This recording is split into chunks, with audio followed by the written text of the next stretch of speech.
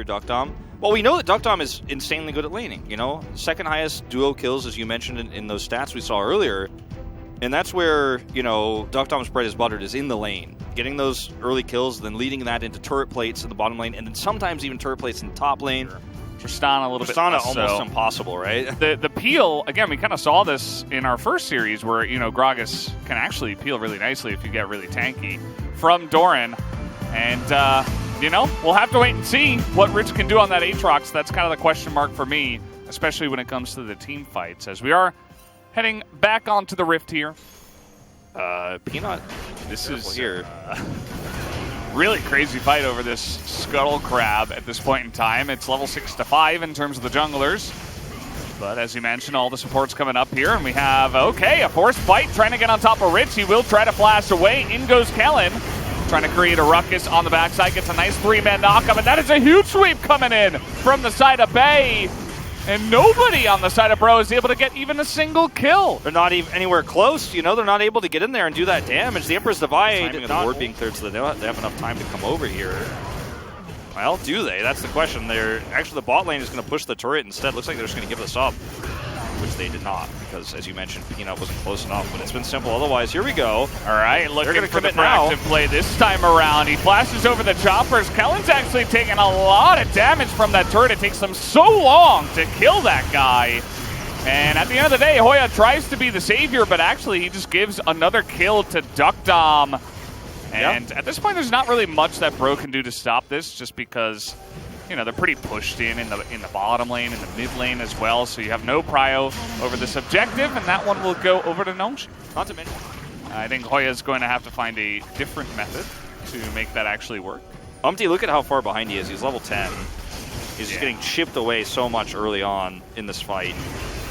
Peanut can potentially just come on in here and steal it. He's got the much better smite. We'll see if he can get it done as, yep, it's just going to go straight into the pockets of him as a big sweep comes in. Finds Henna in the front line, but Bay is immediately going to go down. Maybe he went a little bit too deep himself as Delight survives for an incredibly long amount of time. But it just feels like Nongshim may be a little bit too far ahead for Bro to handle them in this team fight. And so, while it looked a little bit dicey there, Victor was getting some insane damage down. It's still a 1-for-1, and Nongshim got the jury. This comp could not be more straightforward. Yep, pretty much, as Kellen is going to have to go unbreakable. Ult for an ult here. Yeah. Ragnarok comes in. Rich has got a really nice flank angle, actually. They're looking to turn onto him, but he's so tanky at this point in time that they really just don't have the damage, and Hoya wasn't even here. That's just going to be 2 free kills now for Nongshim, as that should be Baron as well. Yeah, definitely going to be Baron here. Rich doesn't have to teleport. It's just a really nice flank. Hoya didn't have teleport, so it took him a lot longer because he had to clean up that bot lane before coming over. They also have that control ward next to the wolf pit, so I think that's where they spotted how far away Hoya was. And they just know this is a fight where Rich can flank without being under any threats, and his Sterox is going to give him so much shielding he deserves, I feel. I mean, I think part of that is because Nongshim is a 6-11 team in the LCK, but Duck Dom is an individual player. I mean, I think he can go with the best of the AD carries. I personally think he's like top 3 in terms of his laning, but mechanically he's very good. Kellen going in. Yeah, here we go. The Ragnarok is popped as Rich. There are a lot of grievous wounds, but it doesn't seem to matter as he's just taking names. Peanut going to finish that one off, and that's all the front line that Duck Dom needed. That's a big task, and he will finally go down as Hoya able to at least get him back in there before he does go down. So, yeah, in the final moments. Really like the spread, right? All 5 members kind of in a line. They send Duck Dom up to the top side. They can use his range to take out those last remaining buildings. That is a massive engage from Kellen. Should be the nail in the coffin as they take down that Olaf. Henna is the one guy that can maybe get this one going. Lava's still alive as well up there on the top side, but the engage is just too good. The Tristana is going to die, and that is going to be the end of game number 1. Nongshim, a very straightforward, clean game. As you can tell, they really want to hold on tight to that last playoff spot. Down. But yeah, I thought it was a really good game from Kellen, and he really empowered Duck Dom. Also, Bay on this Azir, in those first 2 skirmishes, exactly where he needed to be. 2 great Emperor's Divides. And once again, Rich up there in damage. It's been a day of top laners dominating damage tonight. He's not number 1 in this case, but very, very high damage.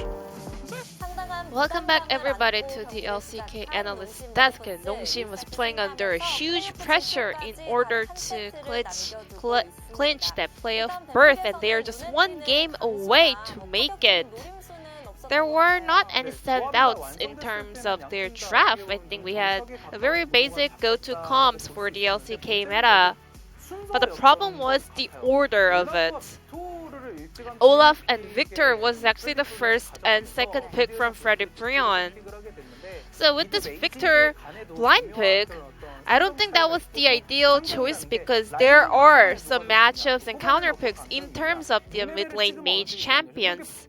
So some champions definitely has the edge over Victor at specific time into the game, but it was really odd to see them locking in Victor very fast. I don't think Victor was good because Victor and Olaf has no synergy. They don't create any teamwork in terms of their ability. And then Nongshim, their blind pick was Aatrox.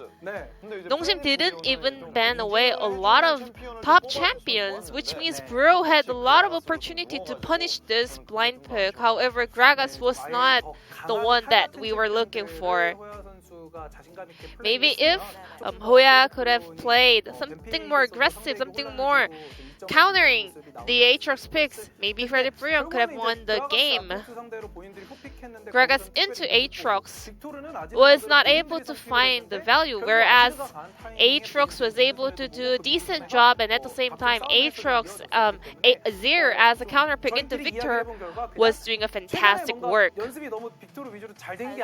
Maybe Freddy Brion had some success on Victor in their Scream, and that's why they were sticking to this first pick Victor.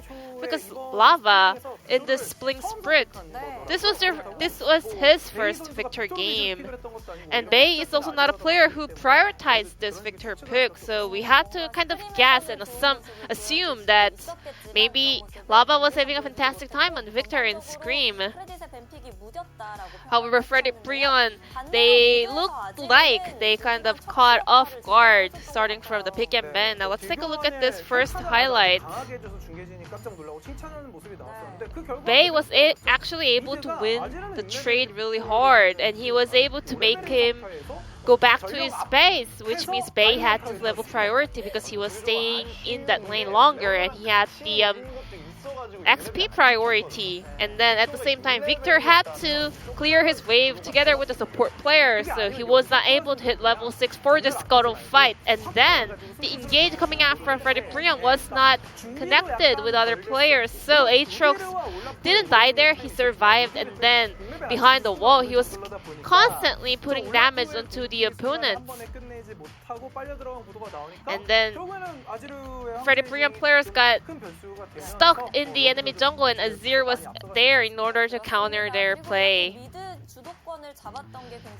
It was really critical that Nongshim Red Force was able to have a very solid lead and priority in the mid lane. So because Bay got super fed at this point in the game, he was able to actually compensate some of the mistake coming out from Alistar. So Kellen was looking for a setup for the turret dive, however he made a sloppy mistake with his combo, but still Nongshim could easily win this fight because Bay was the only one having the TP priority.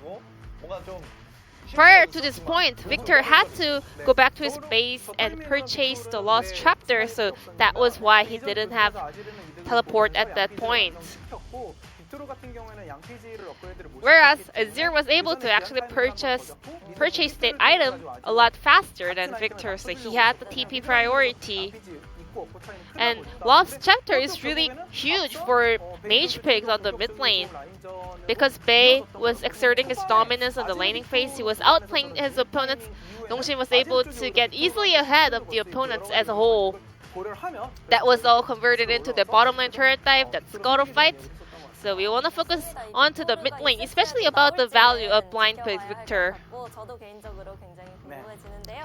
Now it's time to check out the player of the game on the side of Nongshim Red Force, picking up the game number 1 of the series.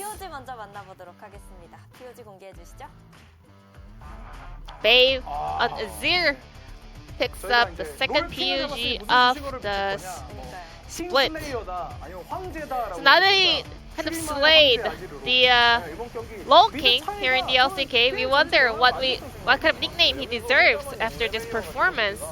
And this difference, especially level 5 and level 6, is really critical in terms of this kind of a team fight.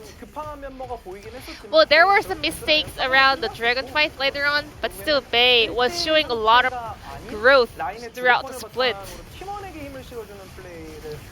However, this time around, it was really impressive to see Bay getting ahead in lane by himself and then contributing for his teammates, and Bay was able to pick up 6 votes out of 9, winning a very critical and significant match for the team. Nongshim is just 1 game away from making it into the playoffs. They are just about to punch that ticket, so let's check out for game number 2 whether they are going to pick up the second win of the night.